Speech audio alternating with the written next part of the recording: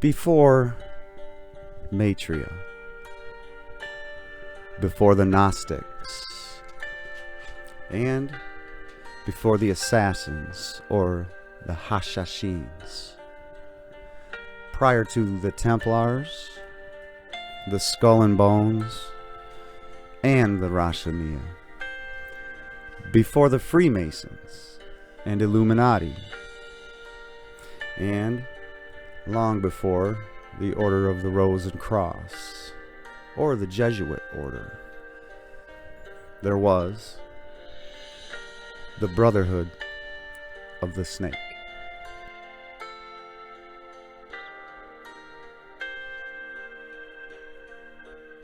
Ladies and gentlemen, what I'm about to read is an excerpt from a book called Behold a Pale Horse, written by William Cooper.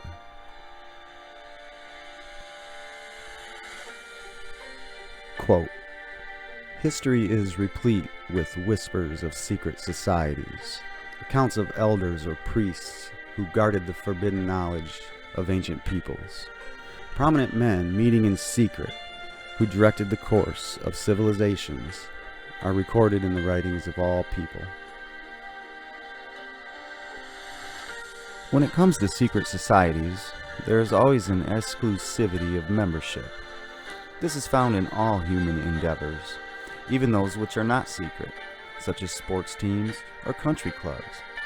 This exclusivity of membership is actually one of the secret society's most powerful weapons.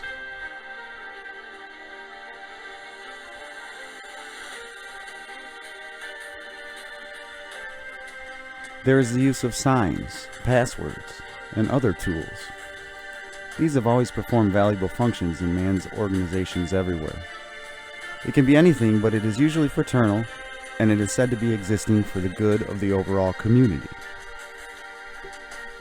The camaraderie is especially important. Sharing hardships or secrets has always been a special bond to man. Whether they actually understand the ceremony or the symbology involved, or the true meaning, is irrelevant.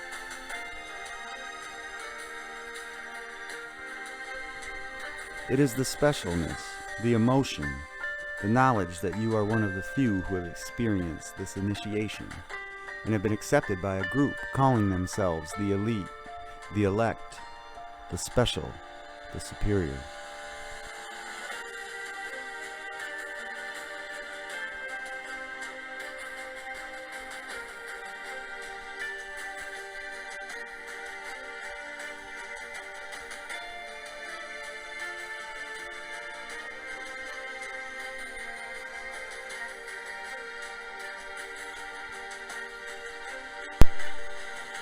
Neophytes gain knowledge of a secret, giving them special status. The ancient meaning of neophyte is, quote, planted anew or reborn. A higher initiation is, in reality, a promotion, inspiring loyalty and the desire to move up to the next rung. The goals of the society are reinforced, causing the initiated to act towards those goals in everyday life. Most never ever realize what they're doing, but regardless of that, it still brings about a change in the political and social action of the member. The change is always in the best interest of the goals of the leaders of the secret society. The leaders are called adepts, priests, the illumined ones, 1,000 points of light, the stars of the firmament of the heaven. This can best be described as the soldier trained to follow orders without thinking. Important aspects. The result is often the wounding or death of the soldier for the realization of the commander's goal, which may or may not be for the good of the overall community. Initiation bonds the members together and ambitious men who can be trusted. You will notice that the higher the degree of initiation, the fewer the members who possess that degree. Most members never proceed beyond this point and never learn the real, secret purpose of the group. And ladies and gentlemen, you are listening to one of those people right now. That was a long, long time ago.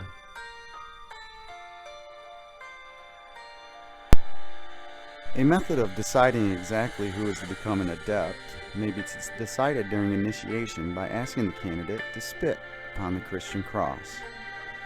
If the candidate refuses, the members congratulate him and tell him you have made the right choice, as a true adept would never do such a terrible thing. The newly initiated might find it confusing, however, that he or she never advances any higher, no matter how hard they work, study, or participate. If instead the candidate spits upon the cross, he or she has demonstrated a knowledge of one of the mysteries, and soon will find him or herself a candidate for the next higher level. Now remember, almost all of these societies require a belief in a higher being, but they never ever tell you who that being is. And since it is forbidden to mention the name of Jesus Christ in the lodge, then who could this be? The oldest on record is known as the Brotherhood of the Snake, also called the Brotherhood of the Dragon, and it still exists under many different names. The Brotherhood of the Snake is devoted to guarding the, quote, secrets of the ages, and to the recognition of Lucifer. The secrets of these groups are thought to be so meaningful that only a chosen, well-educated few are able to understand and use them.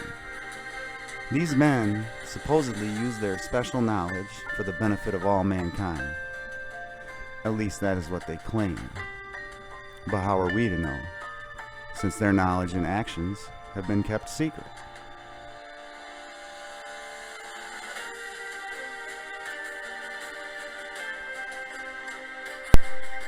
Them, the mystery literally is that religion is but a tool to control the masses. Knowledge, or wisdom, is their only God, through which man himself will become God. Wisdom is represented and has been represented throughout the history of the world as the serpent, the snake, Satan, Lucifer. The snake and the dragon are both symbols of wisdom. Lucifer is the personification of the symbol. It was Lucifer who tempted Eve to entice Adam to eat of the tree of knowledge, and thus freeing man from the bonds of ignorance. The worship, which is a lot different from the study of knowledge, science, or technology, is Satanism in its purest form, and its god is Lucifer. Its secret symbol is the all-seeing eye in the pyramid.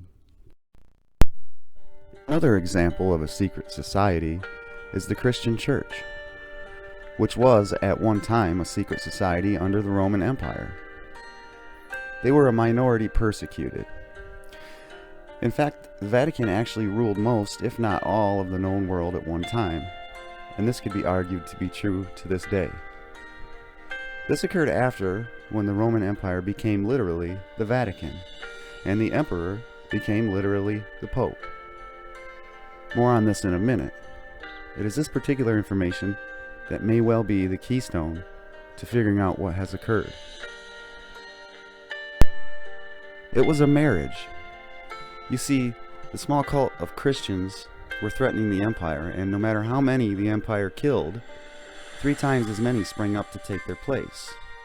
So a very wise Roman emperor named Constantine married the Roman pantheon of gods with the teachings of this cult called Christianity, or Christians, and created what is now today known as the Catholic Church, from which all other Christian churches sprang.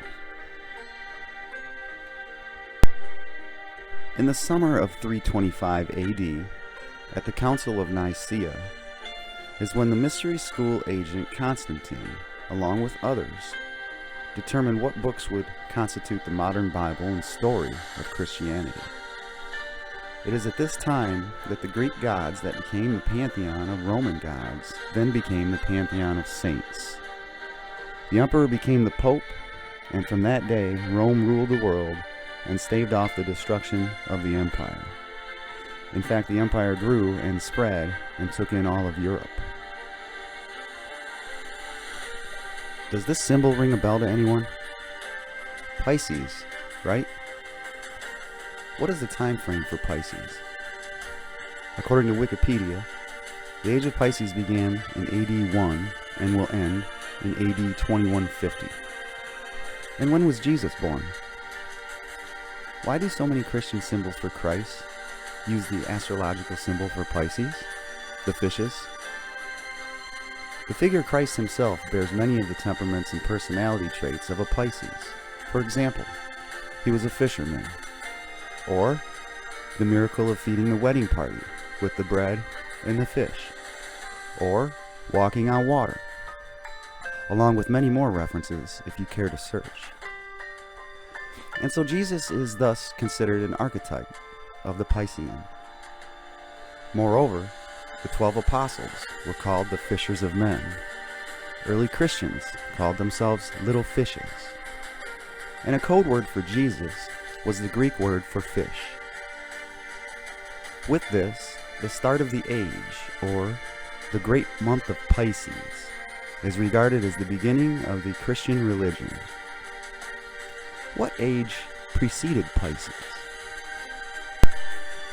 Aries? The age of Aries is symbolized by a ram, or even just the Y-shaped ram horns. What was the time frame for Aries? According to Wikipedia, it began in 2150 BC and ended in 1 AD. This age coincides with over half of the Old Testament texts. How many verses from the Old Testament talk about rams or ram's horns? I found 44.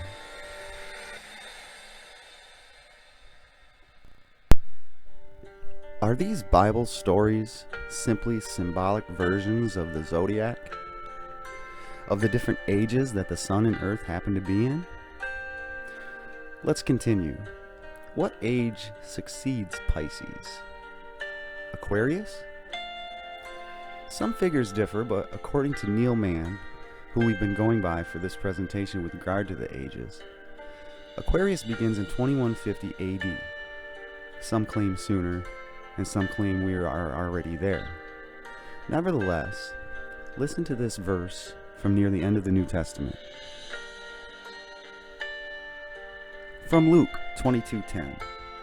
When Jesus was asked by his disciples where the next Passover would be, he replied to them, "Behold, when ye are entered into the city, there shall a man meet you, bearing a pitcher of water.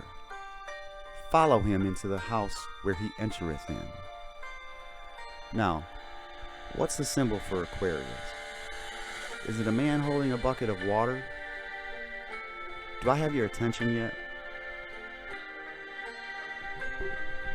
You see, since the beginning of recorded history, governmental bodies of every nation have been involved with maintaining the status quo to defend the establishment against minority groups that sought to function literally as states within states, or to oust the constituted authority and take over in its place either by infiltration, subversion, or open revolution. Many of these attempts, as we all know if we read history, have succeeded, but have not always lasted. Man's desire to be one of the elect is something that no power on earth has been able to lessen, let alone destroy. It is one of the secrets of secret societies. It is what gives them a political base and lots of clout.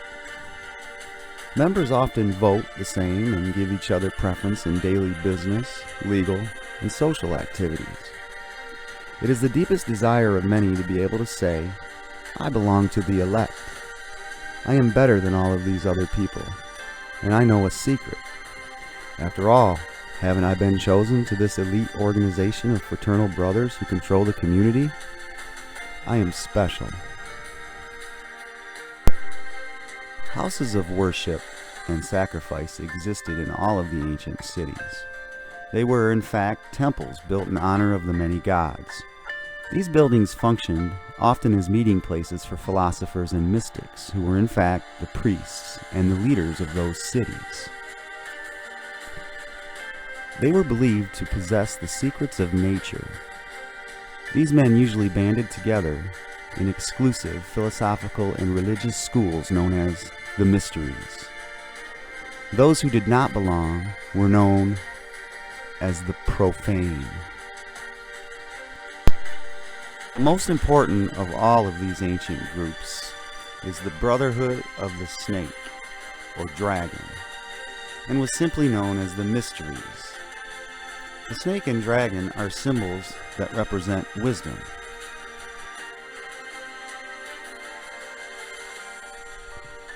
You can see in the ancient hieroglyphics and paintings upon the walls of the tombs in Egypt that the elect, the priests, the leaders, the pharaohs, wore the symbol of the snake upon their forehead. They were members of the Mysteries. They had to be, to rule, for if they did not know the secrets of ruling, the secrets of nature, the secrets of the sun, the light, the life giver, they could not control the mass of the profane, or, as some others call them, cattle, or sheep. The father of wisdom is Lucifer, also called the light bearer. The focus of worship for the Mysteries was Osiris, in Egypt, another name of Lucifer. Osiris was the name of a bright star that the ancients believed had been cast down onto the earth. The literal meaning of Lucifer is bringer of light, or the morning star. The star that rises in the morning is the sun. The star is bright, the truth is light. After Osiris was gone from the sky, the ancients saw the sun as the representation of Osiris, and more correctly, Lucifer. After Osiris was gone from the sky? We may have some info on this that will make sense here in a minute. Illuminati leader and alumnus Albert Pike believed that Osiris is a representation of the sun itself, but he may not be correct, or he may be, as Mystery Babylon always is, being deceptive. More in a moment on that. From Isaiah, chapter 14, verse 12. How art thou fallen from heaven, O Lucifer? From Fred Geddes, in the book Symbolism in Occult Art. Quote, it is claimed that, after Lucifer fell from heaven, he brought with him the power of thinking as a gift for mankind. They believed that God was evil. He was holding man prisoner in the Garden of Eden, in the bonds, the chains of ignorance. Lucifer set man free from these bonds, these chains of ignorance, with the gift of intellect, through the use of which man himself will become God. To them, Lucifer is Prometheus. Lucifer is the lightning bolt that strikes the tree and sets it at fire, from which man took a burning branch, and by adding more wood, kept the fire burning, and noticed that when he piled certain rocks around the fire, and they got hot enough, something melted and flowed out into the ground. From this, he learned to make tools. See, without the fire that the philosophers of fire worship, without the serpent Lucifer, there would be very little technology today. This is what they believed, and so they worshiped the symbol, which is Lucifer. And they strive through their work to accomplish the great plan, or great work, and guide the evolution of man into apotheosis, from man to God. Most of the greatest minds that ever lived were initiated into the society of mysteries by secret and dangerous rites, some of which were very cruel. Some of the most famous were known as Osiris, Isis, Sabazius, Cybele, and Eleusis. Plato, who lived from 423 BC to 347 BC, and according to Wikipedia was, quote, a Greek philosopher who helped lay the foundation for Western civilization, end quote. was also one of these initiates, and he describes some of the mysteries in his own initiation in his writings. Plato's initiation encompassed 3 days of entombment in the Great Pyramids, during which time he symbolically died, was reborn, and was given secrets that he was to preserve. Plato was initiated into the greater mysteries at the age of 49. The initiation took place in one of the subterranean halls of the Great Pyramid in Egypt. The Isaiah table formed the altar before which the divine Plato stood and received that which was always his, but which the ceremony of the mysteries enkindled and brought from its dormant state. With this ascent, after 3 days in the great hall, he was received by the Hierophant of the pyramid. The Hierophant was seen only by those who had passed the 3 days, the 3 degrees, the 3 dimensions, and given verbally the highest esoteric teachings, each accompanied with its appropriate symbol. After a further 3 months' sojourn in the halls of the pyramid, the initiate Plato was sent out into the world to do the great work of the Great Order, as Pythagoras and Orpheus had done before him. And this is from Thomas Taylor, and it is quoted by Manly P. Hall, a 33-degree Mason, in his book, The Secret Teachings of All Ages, from 1923. Manly P. Hall stated in his book, The Secret Teachings of All Ages, that, quote, "The illumined of antiquity entered its portals as men, they came forth as gods." And he was talking about, ladies and gentlemen, the Great Pyramid of Giza.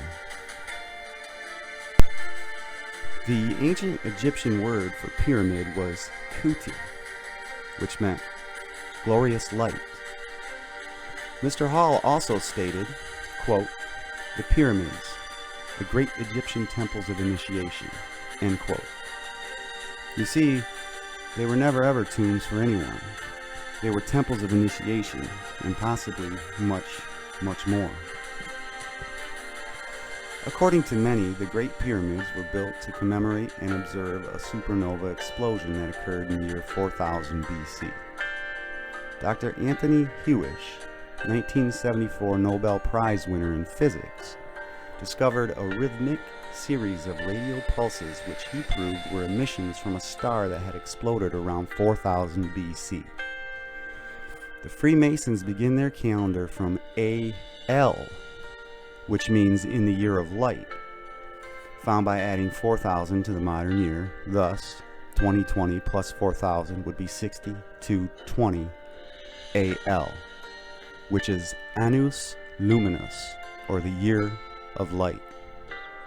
Go to any Masonic temple or any building in Washington, D.C. where the cornerstones was laid in a Masonic ceremony, at least one of which was laid by George Washington himself, and you will see the date inscribed as Annus Luminus. George Mikanowski wrote in the Once and Future Star that, quote, "The ancient Sumerian cuneiform described a giant star exploding within a triangle formed by Zeta Puppis, Gamma Velorum, and Lambda Velorum, located in the southern sky. Accurate star catalogs state that the blazing star that had exploded within the triangle would again be seen by man in 6,000 years. Now remember, earlier when we talked about Osiris, quote, "After Osiris was gone from the sky, the ancients saw the sun as the representation of Osiris," end quote. After Osiris was gone from the sky? Could this be what the ancients witnessed? The return of Lucifer, represented by this great light in the sky, also described by Malachi Martin in his book, The Keys of This Blood, written with the blessing of the Pope, described that the Pope is now waiting for a great light which will appear in the heavens, signaling the greatest return of humanity to the Church in the history of the world, supposedly. Was the Pope talking about the return of this supernova that the Freemasons speak of? The supernova that marks the inception of the Mason calendar? Malachi Martin describes this subsequent event as a fission event. Do you know what a fission event is, my fellow truth seekers? It is an atomic explosion. The first secret that one must know to even begin to understand the mysteries is that their members believe that there are but a few truly mature minds in the world.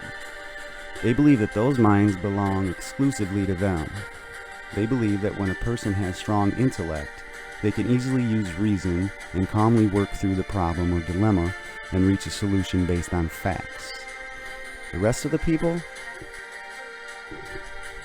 Well, they are considered irredeemable and should be taught things in the simplest form and must be led like a bunch of animals, or cattle, or sheep, and led around by a shepherd. Folks, this comes from their very own writings.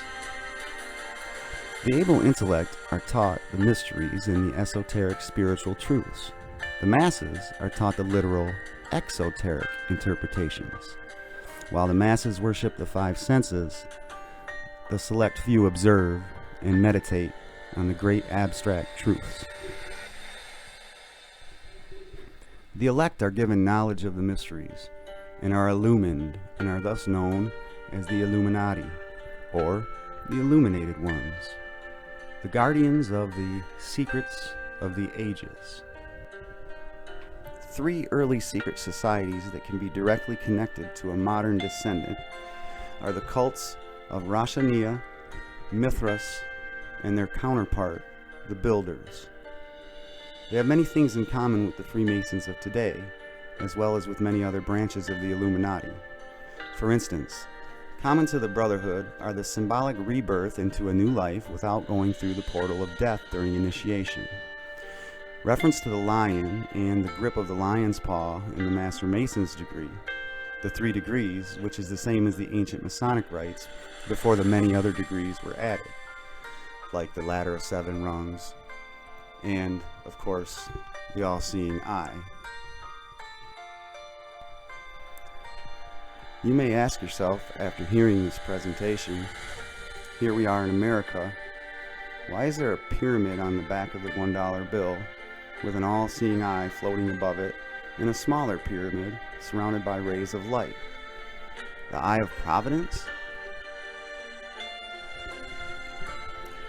Is this a reference to this supernova 6,000 years ago? Remember, Dr. Anthony Hewish in 1974 proved through the pulse emissions that a supernova did indeed occur 6,000 years ago.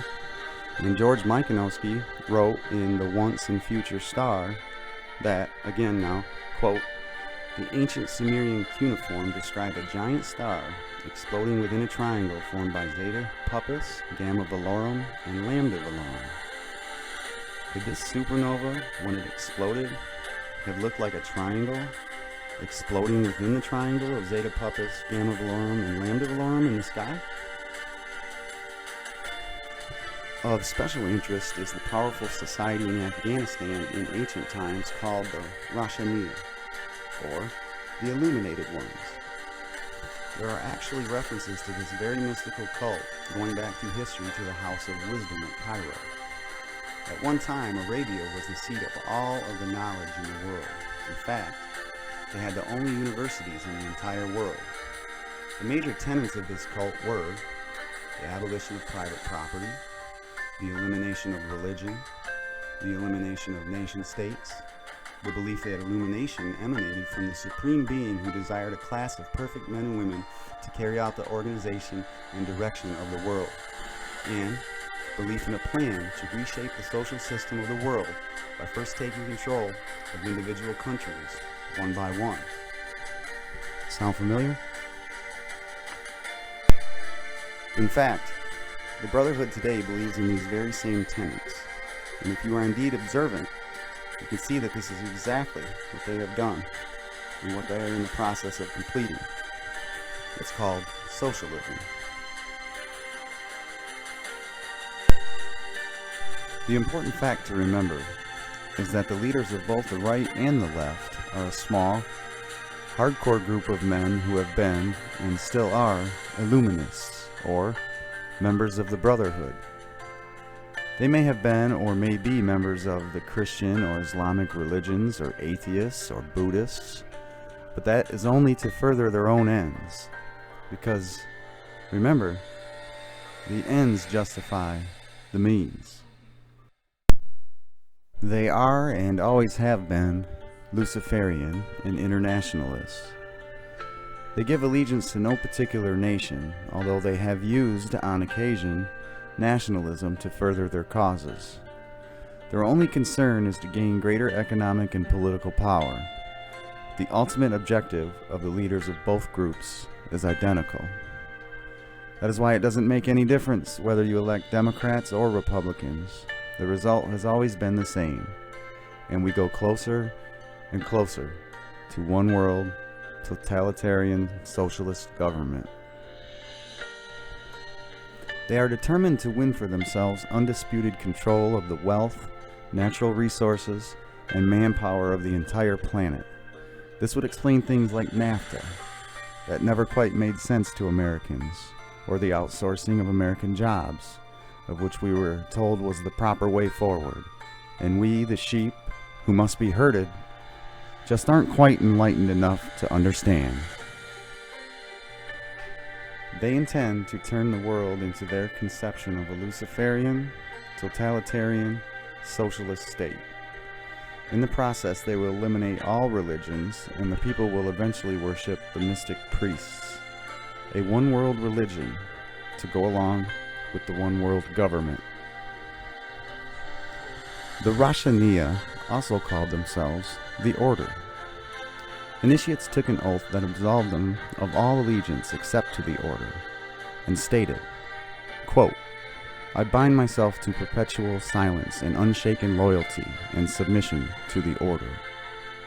All humanity which cannot identify itself by our secret sign is our lawful prey." End quote. This oath remains essentially the same to this day. And I want to again reiterate that these are not my words. These are the words from they themselves.